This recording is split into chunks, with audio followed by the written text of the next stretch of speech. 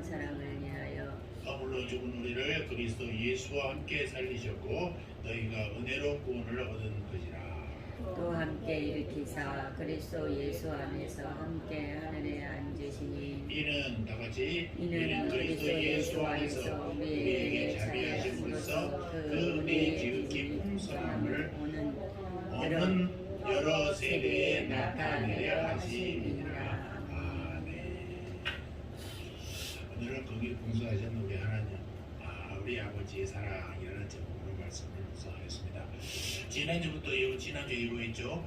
예배소설을 통해서 몇 번 정도 오직 믿음, 더욱 믿음이라는 시리즈로 말씀을 전하기도 했고, 지난주에는 하나님의 최고의 작품이라는 말씀으로 은혜를 전했습니다.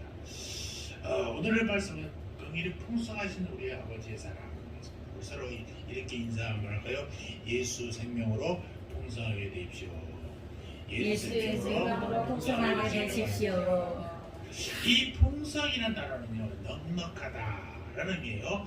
우리의 삶에서 무엇보다도 가장 풍성해야 할 것이 우리 그리스도인들은 무조건 은혜입니다. 교회는 은혜 받는 것이고 은혜라고 채워져야 풍성함을 누릴 수 있는 것이죠. 우리는 한 주간 삶에서 너무나 세상 살면서 우리 자신을 쪼았어요. 온갖 염려와 걱정으로 자신을 너무 묶었단 말입니다. 그런데 하나님께 나올 때는 이걸 다 풀어야 돼요. 자신을 얽맸던 모든 것으로부터 자유를 얻어야 된다라는 말씀입니다. 여러분, 이 시간 한 주 동안 여러분은 얽매였던 것들로부터 자유되기 원한다면 이 시간 자신을 쪼이고 있는 모든 것을 풀어놓으시기 바랍니다. 편한 여러분의 몸과 마음에 하나님의 은혜가 주어질 줄 믿습니다. 은혜는요, 우리가 교회 다니면서 교회 신앙생활에서 가장 많이 듣고 또 쓰는 말입니다. 은혜 받아라, 은혜 받았다. 은혜는 아무나 붙여도 통합니다. 목사님들도 제일 좋은 게 설교 끝나고 목사님 설교에 은혜 받았다 하면 은근히 기분이 좋은 거예요. 그랬던 그게 취해서는 안 되지만 그저 기분이 좋은 거예요. 원래 은혜는 하나님 주신 거지 사람이 준 건 아니잖아요. 그래서 목사님이 목사님 설교를 통해서 하나님의 은혜를 주신 거지 내가 주는 게 아니란 말이에요. 그러니까 믿음으로 보면 다 모든 것이 다 은혜라는 것을 알게 됩니다. 설교도 은혜 받는 것이요, 찬양도 은혜 받는 것이요, 직장에서 일하는 것도 은혜 받는 것이요, 자녀 키우는 문제, 이런 모든 문제가 은혜 받는 거예요. 그러나 은혜 받는 것과 은혜 안에서 풍성하게 사는 것은 다르다는 사실을 우리가 잊지 말아야 됩니다. 신학자이자 목사님이신 브레넌 매닝이라는 목사님이 이런 말씀하세요. 오늘날 그리스도인들은 은혜는 많이 말하지만 사실상 은혜를 부인하고 있다. 말로는 은혜를 말하지만 삶으로는 은혜를 멀리한다 라고 얘기했어요. 이 말이 바로 그런 말이에요. 뼈 아픈 말이죠. 사실 그렇잖아요. 은혜를 받는 것보다 은혜 안에서 사는 것이 훨씬 중요한 거예요. 은혜는 얼마든지 받을 수 있어요. 그 받은 은혜를 가슴에 담고 있었고 무슨 소리 있어요? 그것이 내 삶에 나타나야 풍성한 거예요. 자, 여러분은 정말로 진심으로 은혜 안에서 살기를 주일로 축원드립니다. 오늘 말씀 7절 한번 볼까요? 자, 7절 다 같이 해봅시다. 이는 그리스도 예수 안에서 우리에게 자비하심으로써 그 은혜의 지극히 풍성함을 오는 여러 세대에 나타내려 하시니라. 여기에 은혜의 지극히 풍성함이라는 말이 나오죠. 그렇습니다. 은혜는 지극히 풍성한 것입니다. 그리고 은혜는 나타내는 것이죠. 나타내는 끝나는 게 아니라 그 은혜를 누려야 된다는 것이죠. 오늘 말씀은 우리가 늘 풍성한 은혜에 대해 말하고 있습니다. 하나님이 예수님을 통해서 우리에게 어떤 은혜를 주셨는지, 그리고 우리가 어떻게 그 은혜를 누리면서 살아야 할지를 말하고 있다는 것입니다. 이 풍성한 은혜를 위해서 우리가 먼저 알아야 할 것이 있는데 1절 한번 볼까요? 1절 시작. 그는 허물과 죄로 죽었던 너희를 살리셨다. 이 죽음은 다른 죽음이 아니에요. 영적인 죽음이에요. 죽음이란 다른 것이 아니라 생명의 근원과 단절된 게 죽음이잖아요. 그러니까 나무 줄기부터 싹둑 가지를 잘라놓으면요, 아직은 잎사귀 풀어요. 살았으니까 죽어요. 꽃꽂이도 아무리 아름다운 꽃도 꺾어서 물병에 놨어. 언젠가는 죽게 돼 있어. 뿌리가 없으면 죽는 것입니다. 줄기에 붙어있으면 다 죽는 거예요. 우리가 영적으로 죽는 세 가지 원인이 있는데요. 첫째는 세상. 오늘 2절 보니까 세상 풍조를 따르고 라고 했잖아요. 세상 풍조는 어떤 거예요? 하나님 없는 세상, 하나님 없는 세속적인 삶이에요. 하나님 필요 없다고 여기는 타락한 세상적 가치관이 있는 것이죠. 그것은 밖에서부터 밀물처럼 밀려오는 것입니다. 두 번째, 2절에 보니까 공중권세 잡는 자를 따랐으니, 이 공중권세를 잡는 자 누구예요? 마귀라는 거죠. 마귀는 끊임없이 우리를 죽음으로 몰고 가는 영적 세력인 거죠.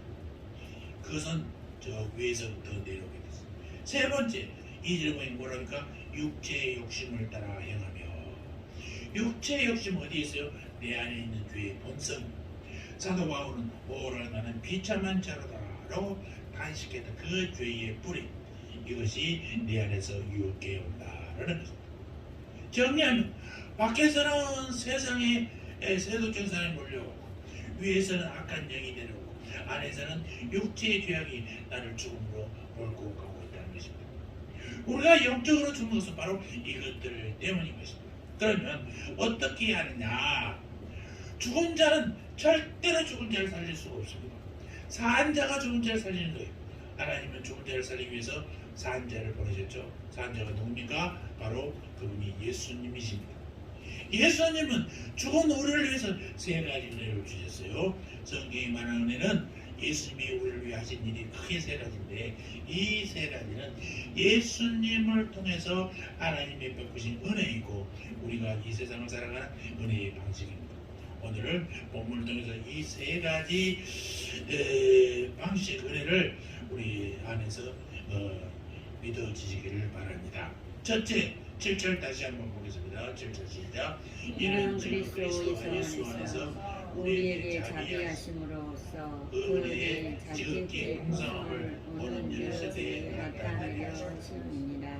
여기서 자비라는 말이죠. 자비하심으로라는 말이 나오잖아요. 자비.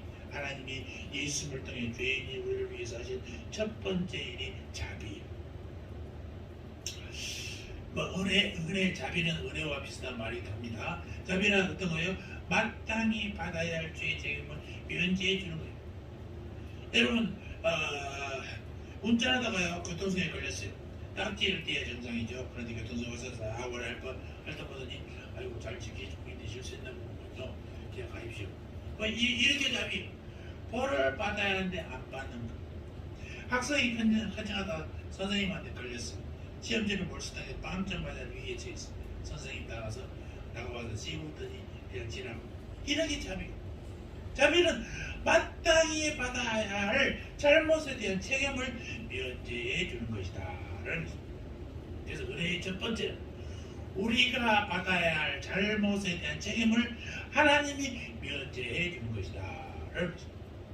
예수님이 십자가에서 그렇게 하셨습니다. 우리는 우리가 지은 죄와 허물에 대해서 책임져야 하죠. 죄의 삭은 사망이기 때문에. 그런데 우리가 져야 할 책임을 우리가 안 지고 누가 지셨어요? 예수님이 지셨다는 것입니다.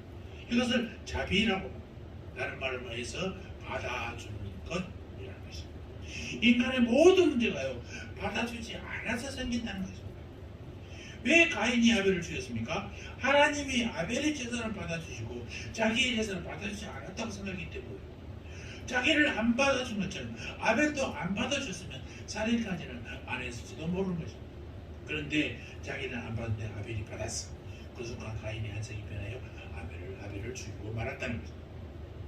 또 사무엘상 18장에 보면 사울이 다윗을 미워한 것도 자기는 다윗보다 백성들에게 더 사랑받지 못했다고 느꼈기 때문에. 사무엘상 18장 7절에 보라니까 여인들이 뛰어놀며 노래하며 바울이 승리하고 들어오니까 사울이 죽은 자는 천천히요 다윗은 만만하다 하면서 노래. 아니 어디 감히 저런 조그만 목동놈을 나한테 비교해? 말이 안 된다는 거죠.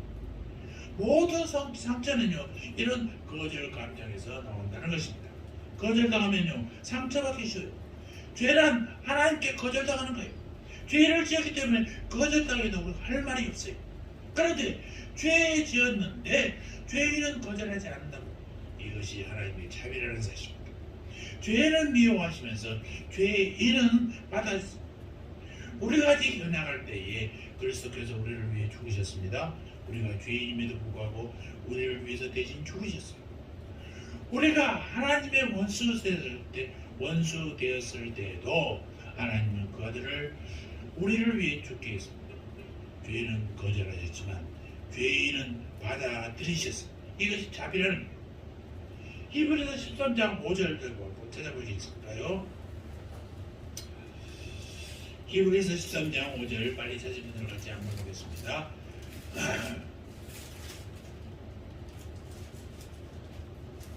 시작. 내가 과연 너희를 버리지 아니하고 너희를 떠나지 아니하리라. 하나님의 우리 죄인인 우리를 위해서도 우리를 버리지 않고 우리를 떠나지 않겠다. 또 요한복음 10장 28절 9절도 찾아봅시다.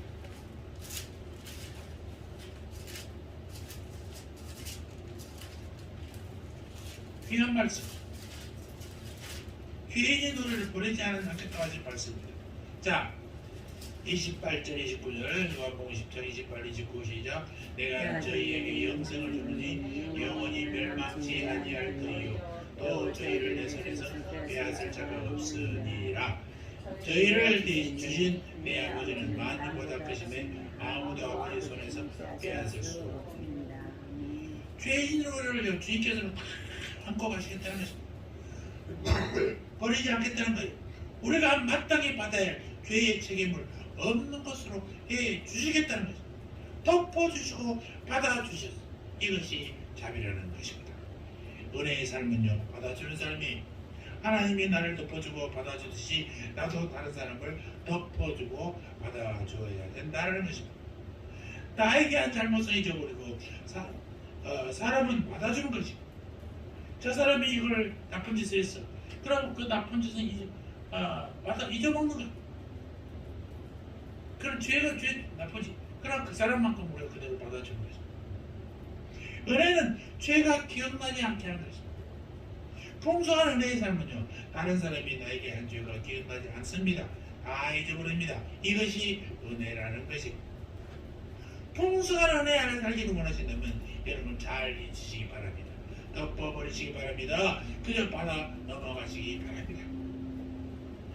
미국의 영성가이자 토마스 목사님께서는 이런 말씀했어요.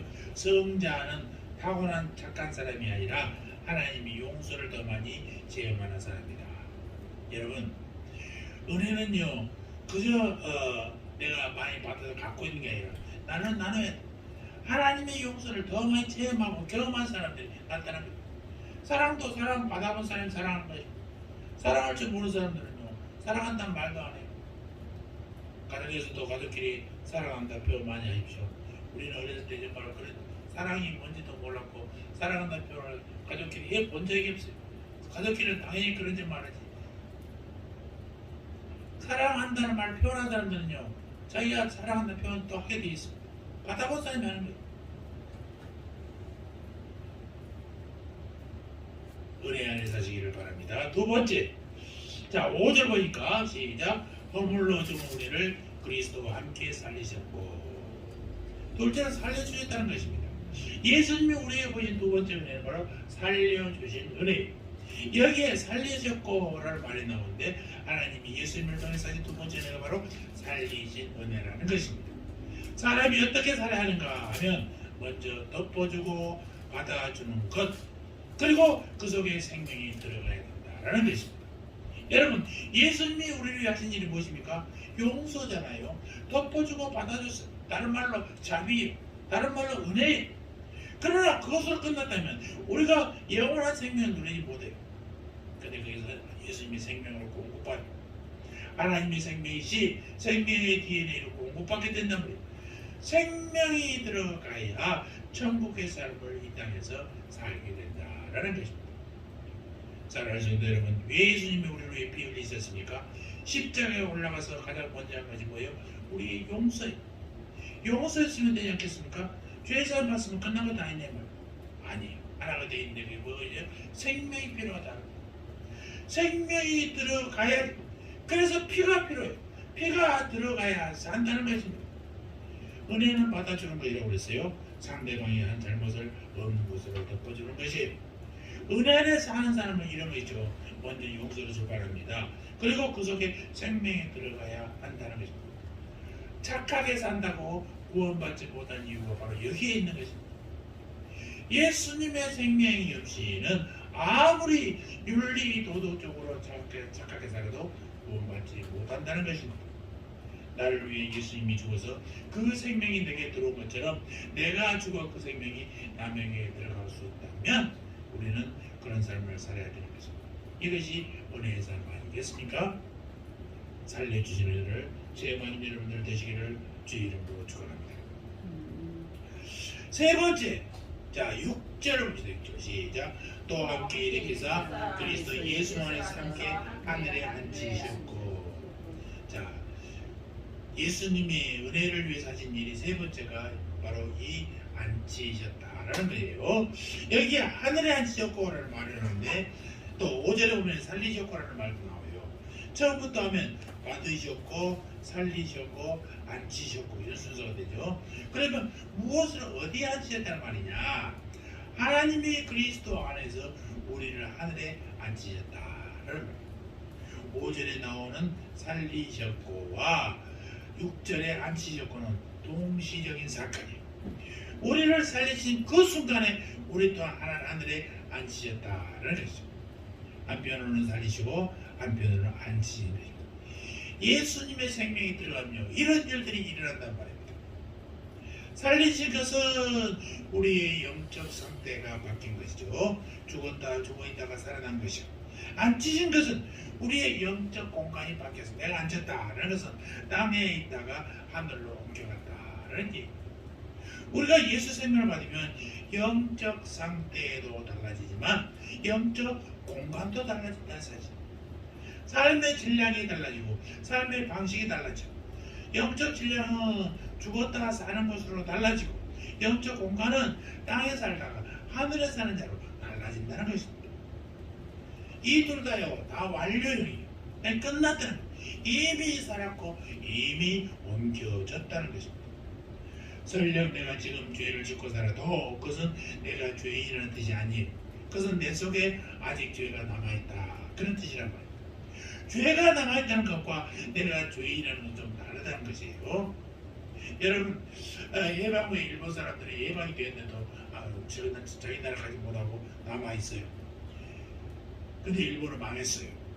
우리가 일본의 지배를 받고 사는 것과 해방됐는데 일본 사람들 몇 사람이 남아있는 것 바깥에 틀려요? 전혀 달라요. 일본 사람이 참조하지 않아도 우리가 해방되지 않으면 일본 압박과 서름에 살아야 돼요. 일본 사람이 남아있어도 해방이 되면요 우리는 자유로운 거죠. 여러분 내 속에 죄가 있는 건 사실이죠. 그러나 나는 우리 용서받았어요. 내 속에는 이미 예수님의 생명이 떨어졌어요. 십자가에서 흘린 피로 이미 수혈됐어요. 그래서 우리가 살았단 말입니다. 나는 이미 하늘에 앉혀졌어요. 그런데 나는 여전히 땅에 살아. 이제 내가 육체 가운데 사는 거. 이 말은 나는 여전히 땅에 살고 육체 가운데 살지만 그러나 나는 어디서 살아요? 하늘에 살아요. 이 세상에 사니까 세상의 상식에 의해서 사는 게 아니라 몸은 세상에 있지만 우리는 하늘의 상식으로 살아가는 하나님의 백성인 것입니다. 신분이 달라집니다. 어디 사느냐? 이런 신분을 결정하는 거예요. 하늘에 산다는 것은 놀라운 일이잖아요. 우리가 대한민국 땅에 살면요 대한민국의 복을 받아요. 우리가 미국 시민권을 가지고 있으면요 미국의 복을 받습니다. 우리나라 사람인데 북한을 들어간 사람이 있어? 자세히 봤더니 미국 시민권 있는 사람이에요. 얼굴은 한국인인데 그건 미국인이에요. 미국 국적을 가지고 있어. 그러니까 북한을 자유롭게 들어갈 수 있어.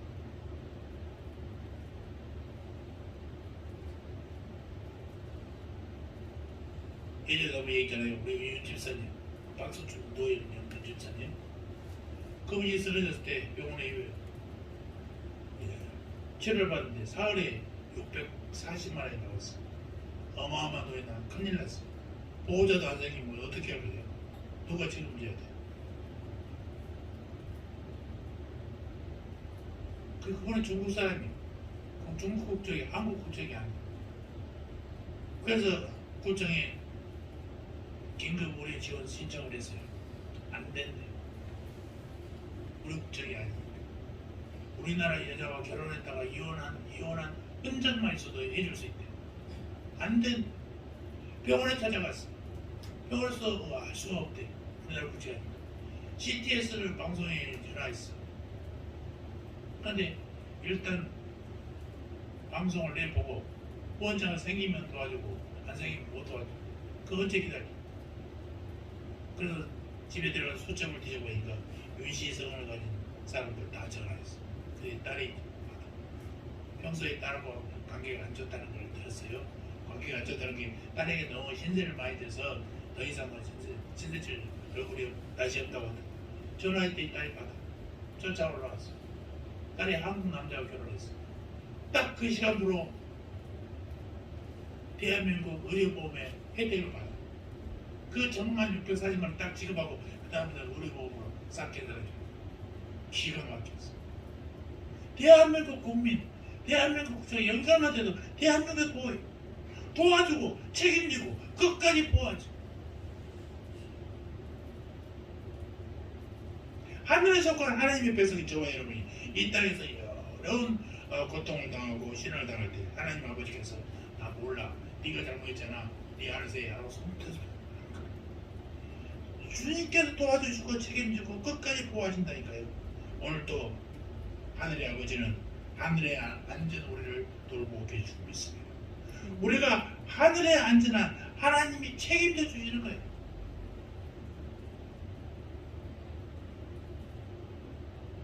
평생 이 일을 드리면서